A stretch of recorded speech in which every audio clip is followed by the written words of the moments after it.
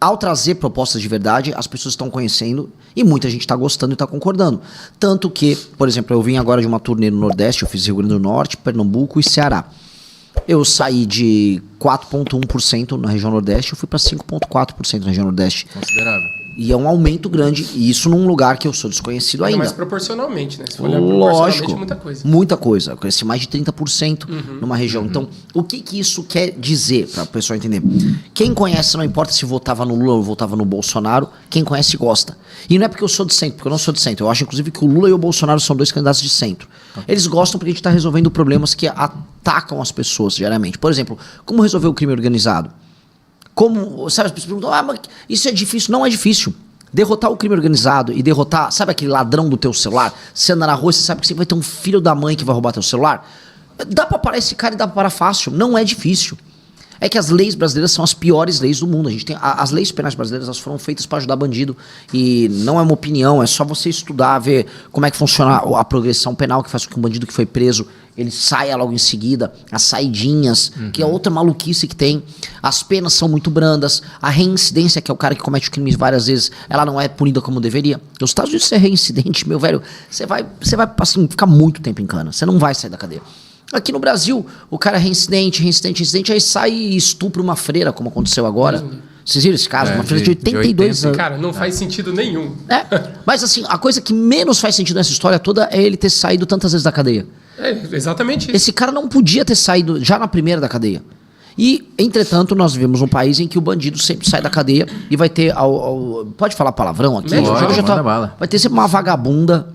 professora de sociologia, um maconheiro que participa de suruba, professor de uma universidade federal. Não, veja só, meu amigo, mas nós precisamos ressocializar. Esse rapaz, na verdade, ele é uma vítima. Para, cara. Tem gente morrendo por causa da professora de sociologia ou do fumeta. E sabe o que é engraçado? Que esses caras não andam com esses malucos. Lógico que não. Entendeu? Eles gostam de falar desse maluco. Então, porque é bonito. Se você for ver, você for olhar pro lado humano e falar assim, não, vamos ressocializar. Só que não anda, mano. Não, nunca. E que geralmente são playboy, né? Lógico. Não, assim, quem fala dessas coisas, eu vou dar um exemplo. Isso é muito concentrado em São Paulo e no Rio, essa intelectualidade. Sim. Mora no bairro de Pinheiros, em São Paulo. Pinheiros é um dos metros quadrados mais caros de São Paulo. Os bares são caros, os restaurantes são caros. Só que aí o cara bota uma MPB pra tocar, ele acha que eu sou meio popular. Mesma coisa no Leblon, nas Laranjeiras, lá no Rio de Janeiro. Bairros ricos, não precisamos discutir a desigualdade e por que a desigualdade. Merda. Isso, assim, esses caras são os canalhas. Sim. Isso é coisa de gente canalha. E nós não podemos deixar que essas pessoas canalhas determinem basicamente a nossa segurança, a nossa vida, que é o nosso bem maior, a vida dos nossos amigos, parentes. Então, essas pessoas precisam ser destruídas. E a gente tem que ter um projeto que chegue ao poder e mude completamente as leis e demonstre que esses caras que hoje, no fim do dia, direto ou indiretamente, recebem dinheiro gringo para defender maluquice, e sim, a maior parte do dinheiro que sustenta ONGs de direitos humanos no Brasil vem de fora do Brasil, esses caras não podem participar do debate público. Um cara que recebe dinheiro, por exemplo, indiretamente do governo americano, como o próprio governo americano demonstrou da USAID, ou recebeu dinheiro de ONGs como a do George Soros para defender direitos humanos no Brasil, esse cara está, na verdade, interferindo no Brasil para tornar o Brasil mais inseguro através de uma política que veio de outro país. Cara, isso tem que ser proibido. Sim. Ponto. Concordo.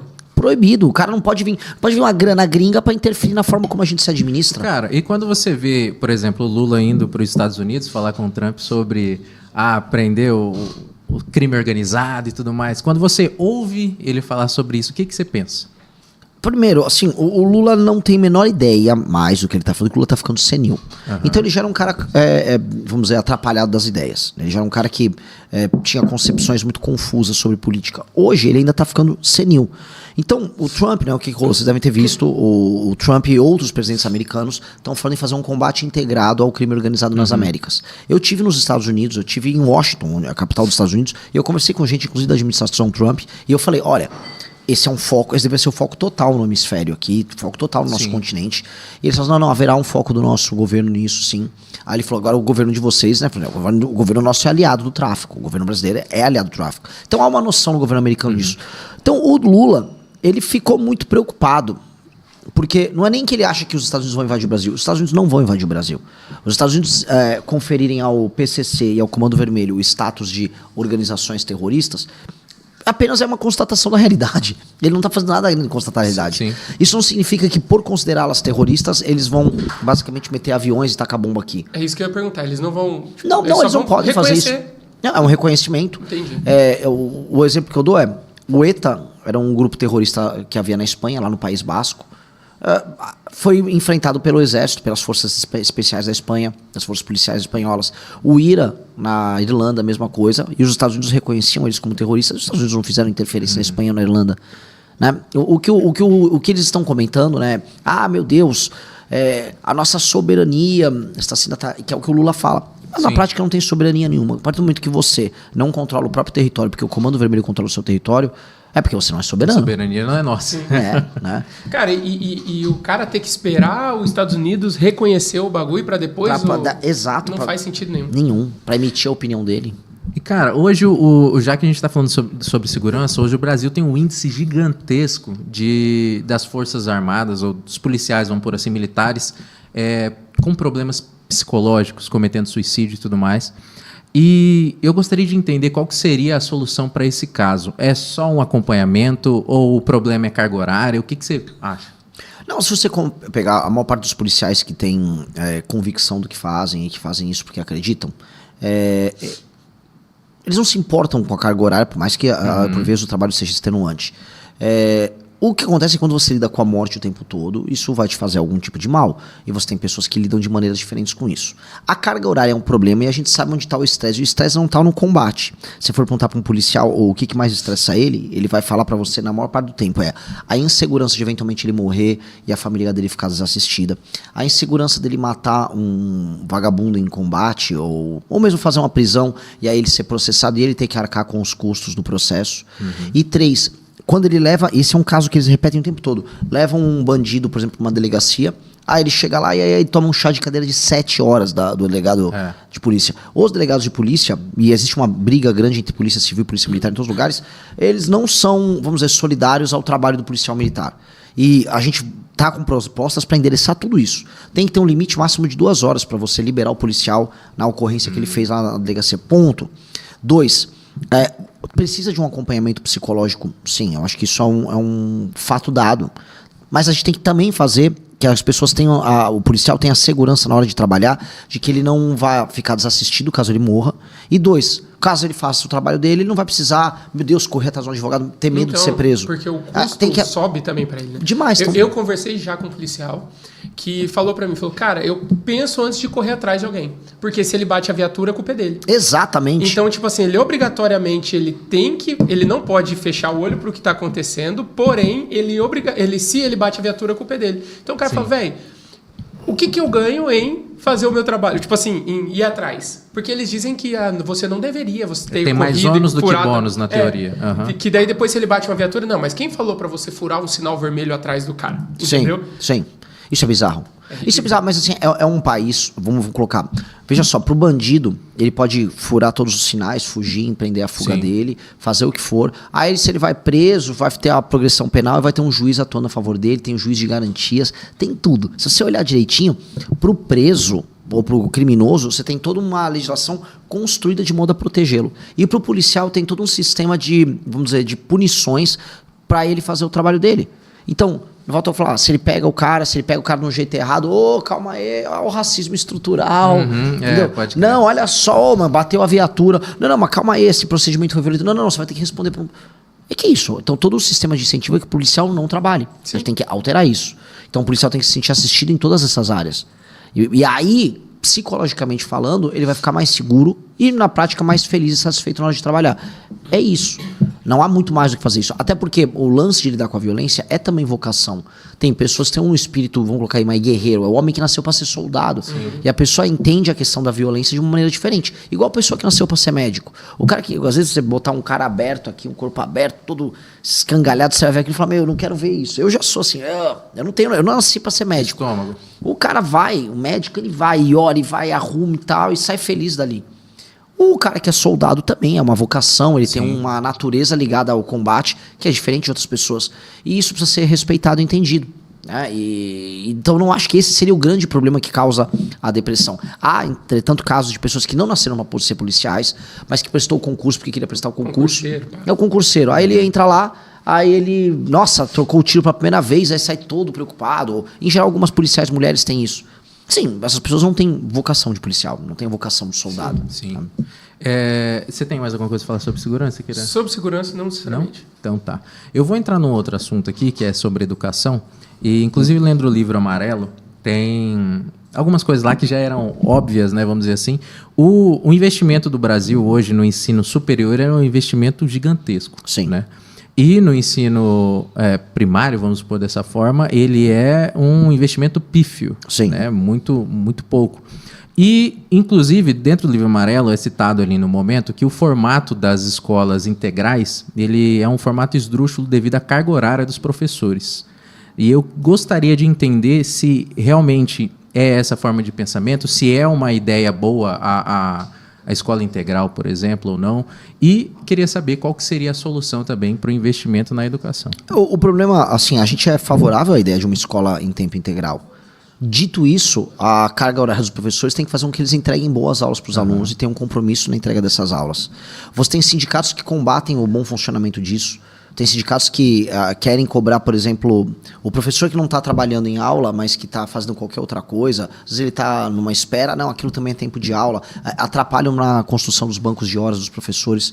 Então, os sindicatos são muito inimigos desse funcionamento. Dito isso, a coisa que a gente precisa fazer, a reforma do ensino médio, quem está nos ouvindo e conhece o atual ensino médio, sabe que foi uma desgraça. Foi um fracasso. Sim. Você tem que pegar o professor e fazer ele inventar novas matérias. Tem matéria assim, felicidade. Vocês já viram isso? Tem umas matérias completamente aleatórias. Eu saí antes disso aí. Assim, aleatórias, matérias toscas. Mas mesmo antes disso, o currículo já era muito cheio de coisa que os alunos não sabem. Por exemplo, aulas de sociologia. Poxa, gente, os alunos mal estão sabendo sair falando português das escolas públicas. Você imagina que o cara vai discutir Durkheim. Não, porque de onde o cara nem sabe o que é sociologia. Isso é uma matéria estúpida. E no fundo, o que é? Isso é um instrumento de contratação via serviço público de uma massa de estudantes que vem de universidades ligadas à esquerda, para que a esquerda tenha esse banco de professores trabalhando, uma maneira de infiltração. E isso não está resolvendo a vida do aluno. Você quer um exemplo disso? Eu mesmo estudei, vamos dizer assim, a partir da 5ª série ao terceirão, estudei inglês.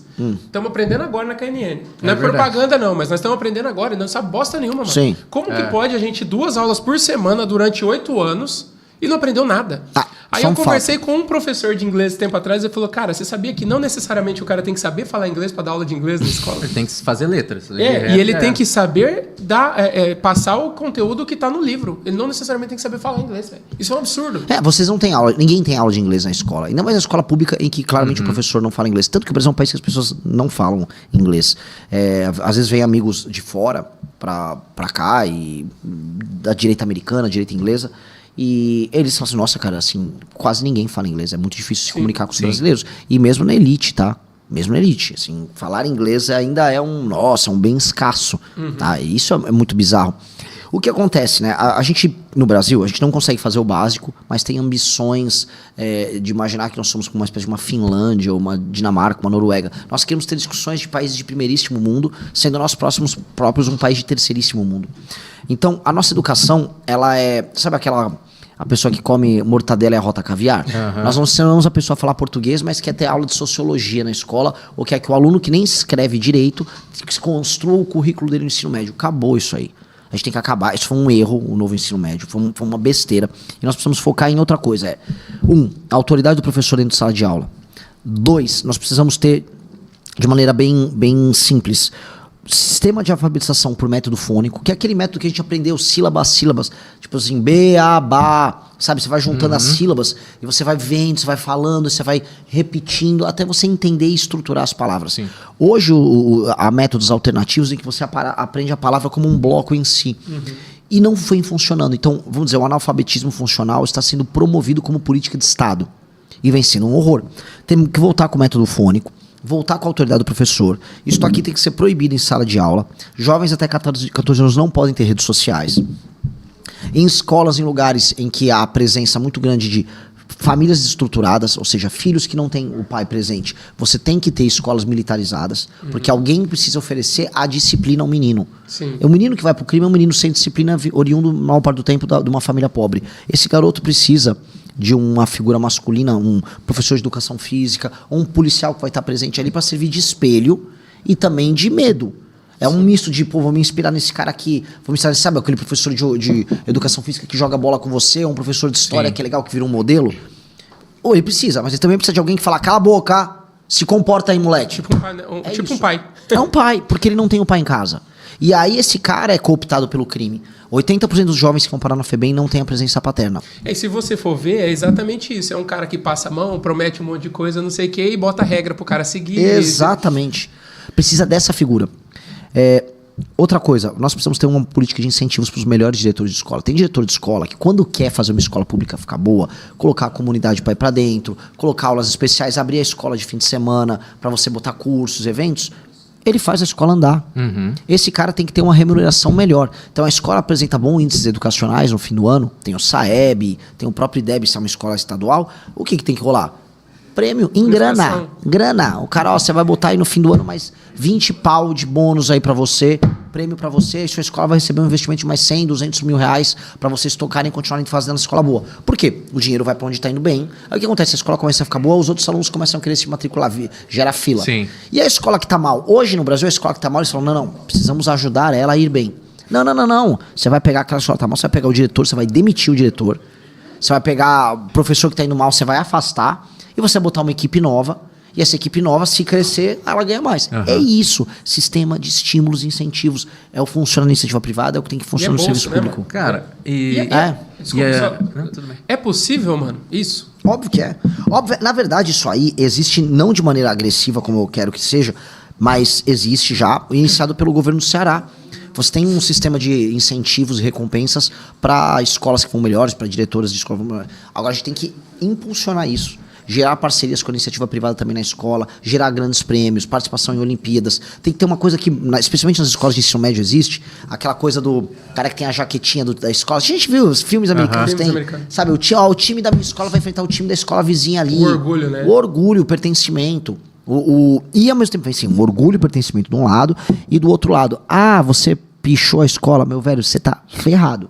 Porque a gente vai acabar com a maioridade penal. Então, o menino cometeu um crime na escola, cara, eventualmente ele vai preso. Esse é o papo. Sim. Quebrou, depredou, meu velho. Você pode encana. Então, tem que ser estímulo. Você foi bem, cara, você vai ser muito estimulado. Se você se comportou errado, você vai se ferrar. Esse é o jogo. E assim a gente vai formar o caráter, a gente precisa formar uma população mais disciplinada. O brasileiro tá ficando indisciplinado. E o brasileiro tá sendo levado a crer o tempo todo que ser indisciplinado é legal, que é bacana. Não, olha só, eu sou um cachorro caramelo, a gente é zoeiro aqui. Cara, ninguém é zoeiro dá certo. Ninguém que é zoeiro inventa tecnologia. Ninguém que é zoeiro faz arma. Ninguém que é zoeiro fica rico. A não ser que trabalhe com entretenimento. Tirando a pessoa que trabalha com entretenimento, no geral, você vai ser desorganizado, indisciplinado, mais pobre, infeliz. Você tem que se organizar para você poder organizar o mundo ao teu redor. E nós precisamos fazer, então, um país de pessoas que são mais organizadas.